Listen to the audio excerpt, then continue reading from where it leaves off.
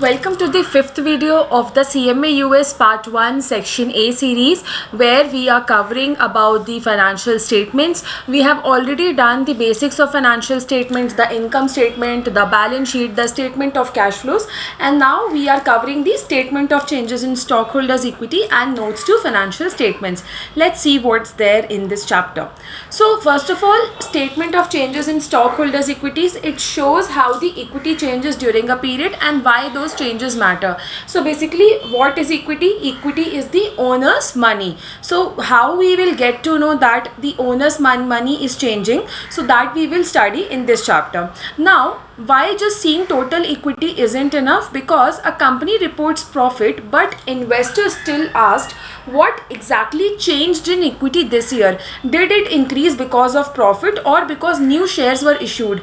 Just seeing total equity is not enough, so that's why we need this. So what happens? The people who are interested to invest in our business, the investors, when they will invest money, they will become the equity owners. The money which they invest in a business will be the equity capital. So what happens? So they will try to understand, they will try to know that how much was the increase in the equity, how much was the increase in the equity capital. So how we will get to know about that? We will get to know about that with the help of the statement of changes in shareholders equity. Now, why this concept exists? Stockholders equity accounts are permanent accounts, meaning they keep accumulating year after year. Because of this, users need clear breakdown of the changes, sources of those changes, and movement in each component. This makes financial statements more informative. That means the stockholders equity accounts are the permanent accounts. Why? Because they are the balance sheet accounts. All those statements which are reported in the balance sheet, they are termed as what? They are termed as the permanent accounts. And those money, that money, it keeps on accumulating. That means it keeps on getting collected year after year at a same place. Now, what happened? In order to understand what all changes took place in the stockholders equity, that means in the owner's money, we need clear breakdown. We need to understand what were the line items, what were the activities because of which changes took place, and from where those changes came out, and how that change impacted the owner's money. So that's why this particular statement will be very informative for us in order to understand these things. Now, the statement of changes in stockholders equity, it tracks each equity account. Now under this statement, there are multiple accounts like the share capital, the retained earnings, the additional paid in capital. So all of these, each and individual account we can clearly understand. So it shows the beginning balance, then add changes during the year and arrives at the ending balance. So there will be a beginning balance, then in that we will do certain adjustments, and then we will get the ending balance. Now, it is prepared in a columnar format where each column represents an equity component with one column showing total equity. That means the entire statement of changes in stockholders equity, this particular statement is presented in column format. How it is, we will see, and like I'll show you guys in the subsequent slides. So it is in the column format, and in each column we see that what is the total equity. It can be prepared for multiple years in one statement, then ending balance for 1 year becomes beginning balance of the next year. Why? Because this is a permanent account. So what will be the closing balance for year 1 will become the opening balance for year 2. What will be the closing balance for year 2 will become the opening balance for the year 3. Then here we have been given the formula. So formula is ending equity is equals to beginning equity plus net income plus capital contributions minus dividend plus minus other changes.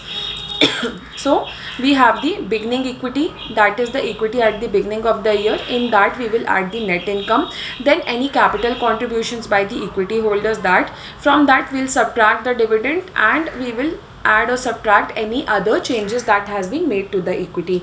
One illustration is given over here. We have been given the opening balance, then in that we have added the retained earnings, then in that we'll add the net income, we'll subtract the dividend, then the shares issued, that will be added, and the closing balance will be 9,70,000. So that's how it is being calculated. Just to understand like how this formula works, that's why this illustration has been given over here. and this is the format of the statement in changes in stockholders equity. So we have been given the beginning balance like of the year 1, which is the closing balance for year 0. Then we'll do all these adjustment. We'll get the closing balance for year 1, which will be the opening balance for year 2. Then we'll do the adjustment, which will be the closing balance for year 2, and it will be the opening balance for the year 3. Now, coming to the notes to financial statements, when numbers alone don't tell the full story. So what happens? A company shows a loss due to asset impairment, but no details are given. So we actually will be surprised, like, what actually happened. So this is exactly why notes exist. So why this concept exists? Because sometimes the numbers which are presented on a financial statements, they are not sufficient enough for us to understand, like, why this particular number has come. So not all information can be shown in numbers. For an item to be recognized in financial statements, it must meet the definition of an element, be measurable, be relevant, and be reliable. That means any particular kind of transaction or any number, if I want to present on my financial statements, that is in my balance sheet, income statement, statement of changes in shareholders equity, or cash flow statement, or anywhere, it should meet all these 4 criteria. That means it should be an element, it can be easily measured, we can measure it in terms of number, and it should be relevant. That means it can be presented on that particular statement, and it has to be trustworthy, we can rely on that number, we can make a decision on that. But if any item is not meeting all these 3 or 4 criteria, but still it is very important for the users of financial statements to understand that particular transaction or maybe that particular activity, so in that case we record it into the notes, into the NFS, the notes to financial statements. Now, notes explain and expand the financial statement items. They provide additional breakdowns and helps users fully understand the financial statements.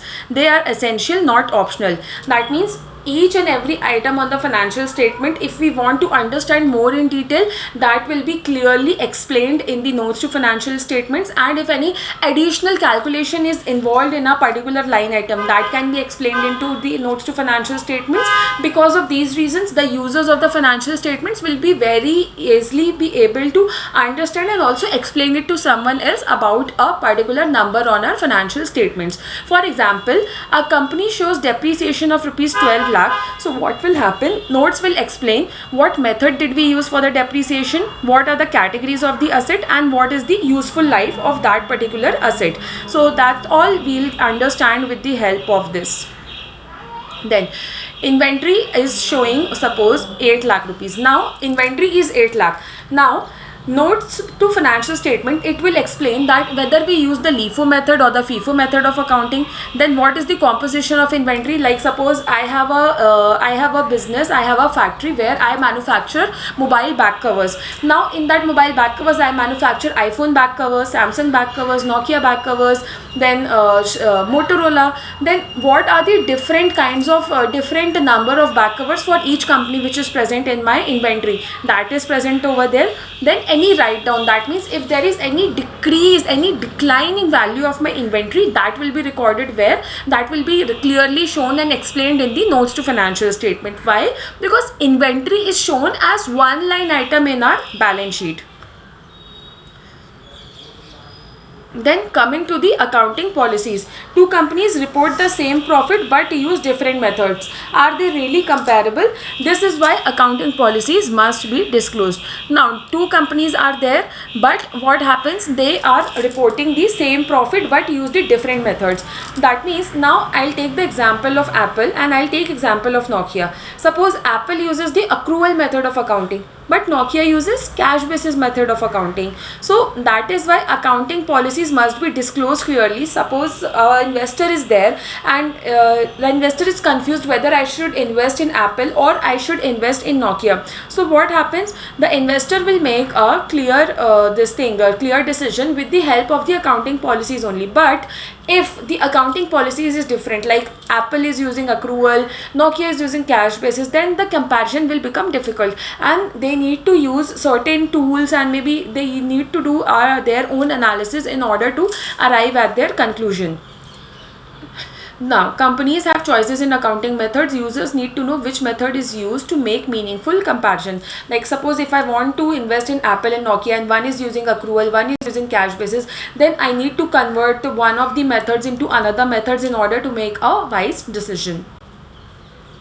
What are accounting policies? Accounting policies are the principles and the methods used by a company. That means these are kinds of rules, these are kinds of methodologies on the basis of which we record the transactions on our books of accounts. And these accounting policies, they must be clearly disclosed. What are the basic accounting policies which must be disclosed? One is the depreciation method, second is the inventory valuation, and third is the revenue recognition, how we are recognizing the revenue. So these are the basic accounting policies which must be disclosed in the notes to financial statements, and they are usually presented as the first notes or as a separate summary before the notes. And disclosures must include selection among the alternatives, industry specific practices, unusual or innovative applications. So disclosures must include selection among the alternatives, like which is the best among all. Then industry specific practices, what is the what particular kind of accounting policy is being followed in the industries. Then unusual or innovative applications, like if there is any kind of a transaction which took place which is not as frequent as it used to happen. Like for example, someone came in my business, like I manufacture and sell iPhone. Someone came in my business and said that I will buy this iPhone for 2 months, and if it is good I will keep it, otherwise I will return it, and they gave me the money in advance. So that money which I received, I am not recording it as a revenue, nor I am recording it as a liability. I am just keeping it separately and showing it clearly in my liabilities. So that is what, that is an unusual kind of a particular transaction, and I am doing what, I am clearly disclosing it in my notes to financial statement, so that the users know that okay, this 1 lakh rupees which I received by investing in this particular, like by selling of this particular iPhone, is not recognized as a revenue yet. Some basic examples of disclosures: basis of consolidation, depreciation method, amortization, inventory pricing, and revenue recognition. These are some basic disclosures examples. Then policies are also of two types. One is the liberal policy, one is the conservative policy.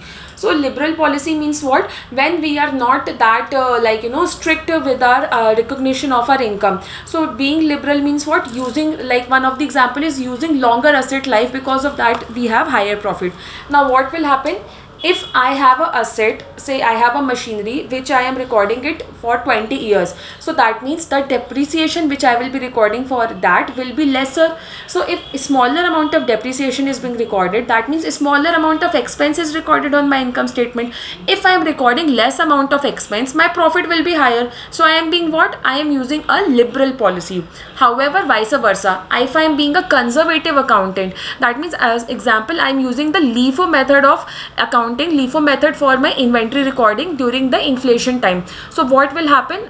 This LIFO and FIFO thing I will explain in depth when I will be teaching the inventory chapter, but just to understand the concept over here, LIFO means what? Last in, first out. So what happens? Whatever I have purchased at the last, that I will sell it off. That means whatever I have purchased at the last during the inflation at the higher price, I will sell it off. So because of that, my cost of goods sold will be higher. My cost of goods sold is higher, that means my profit will be lower. So I am being what? I am being a conservative accountant, and I am following the conservative policy. Next comes the advantages of financial statements, benefits of the financial statements.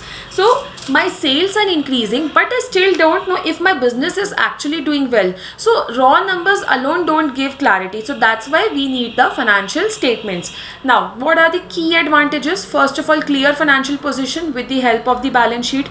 Then it measures the profitability, that is, it measures the income statement. With the help of the profitability, we get to know the income statement. Then with the help of a statement of cash flows, we get to know the what is the cash flow. Then it facilitates the comparison. We compare the different years of financial statements, different years of profit and loss statement, in order to understand whether my company is profitable over the years or not. And also we can compare our financial statements, our balance sheet, our P&L, our cash flow statement with other organizations, in order to understand whether my organization is doing better in comparison with its peer companies or not. then supports decision makings. With the help of my financial statements, the investors, the lenders, the management, all of these can do what? All of these can make a wise decision whether to invest in a particular organization or not, whether to grant a loan to my organization or not. And also management, the managers of the organization, they can make strategies accordingly based on the financial statements. Then in the help of planning and control, like for example, last year I saw that my salaries, the expenses for my salaries in my organization was 10 lakh rupees. So I understood that okay, this year it can increase by 10 to 15%. So I have made a budget of 11 to 12 lakh rupees for the salaries expenses. So with the help of the financial statements, I can make my budget. And also if I see that my salaries expenses is going beyond that, so I can control that particular expense accordingly. Then it ensures accountability. Why? Because the management knows that how they work will reflect clearly on the income statement and the balance sheet of the business. So it will keep them accountable. They know that if they don't function properly, if they don't run the business properly, that will be clearly visible on the face of the financial statements. So that's why it keeps them on their toes and it keeps them accountable. It keeps them answerable. Then standardized and reliable. Why? Because financial statements, they are prepared using the accounting standard, which ensures consistency and comparability. That means it ensures that the accounting books, the financial statements remains same throughout the year. Remains same means what? They follow the same procedure throughout the year and we can easily compare across the periods. And lastly, legal compliance and transparency. That means this preparation of the financial statement is mandatory. Because of that, people trust our business more. They are ready to invest more in our business and our business becomes more and more transparent. That means people will know that okay, whatever transactions we are doing, we are clearly explaining it on our financial statements, and because of that, their trust in us will increase and they will be more keen to invest in our business, or maybe to work with our business, or maybe the customers will be more interested in buying our products because they know that we are complying by all the laws and regulations and we are being transparent. Then limitations of financial statement, that is the disadvantages of financial statement. A financially strong looking company suddenly fails. Like even though financial statements, they show the pictures, everything looks good, the profits are good, the assets are really good, the liabilities are less, the equity capital is rising, but again the company could not survive really well in the subsequent years. So what actually happened? So let us understand the limitations. So first of all, it shows only the monetary information, that is the things which is related to the numbers. For example, if a business is doing really well because it has really good employees, the employees are really good, then the customers are also very loyal to the brand. So these are some qualitative factors which cannot be listed on the face of the financial statement. So this is one of the limitations of financial statements. Then it is based on the estimates and the judgments. That means the financial statements are prepared using the many kinds of wise guess and maybe based on our judgment, like depreciation, then useful life of a particular machinery or a particular asset. So that's what it is based on. Then historical cost based, that means assets are recorded at original cost, not current market value. That means if I have bought a land 5 years ago for 10 lakh rupees, today also it will be valued at 10 lakh rupees on my balance sheet. We are not gonna appreciate the value. We are not gonna bring it to the current market value. It will be recorded at its historical cost only. So that is also one of the drawbacks of the financial statements, that it does not show the true picture or the true value of the particular assets. Then no competitor information. That means the balance sheet or the income statement or any of these financial statements are for that particular organization only. If I am just having a look at the Apple profit and loss statement, I will not be able to understand that okay, how Nokia, how Samsung or how Xiaomi is doing. We need to keep them side by side. So because of that, it shows only a company's own data. It does not shows what is trending in the industry. Industry figures are not reflected on the financial statement. Then lastly, going concern assumption. This is also one of the drawbacks or one of the disadvantages of financial statements, that financial statements are prepared on the basis of perpetuality. That means we assume that the business is gonna continue for forever. It's never gonna be like, come to an end. So that is also one of the limitations. Okay. So we are done with this chapter, and lastly we'll see what are the some of the examiner twists. That means how examiner can confuse you, because we know we are writing the CMA US examination.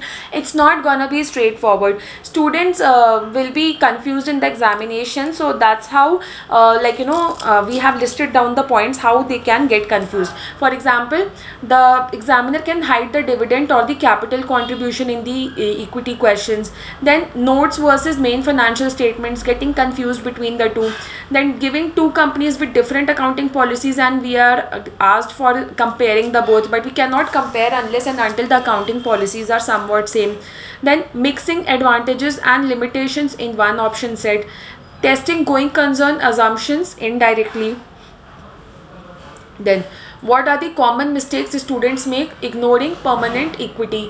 Then ignoring that equity is a permanent nature account. Then notes are an essential part of the this particular financial statements, that we are ignoring, that it is not optional, it is an essential part, an integral part.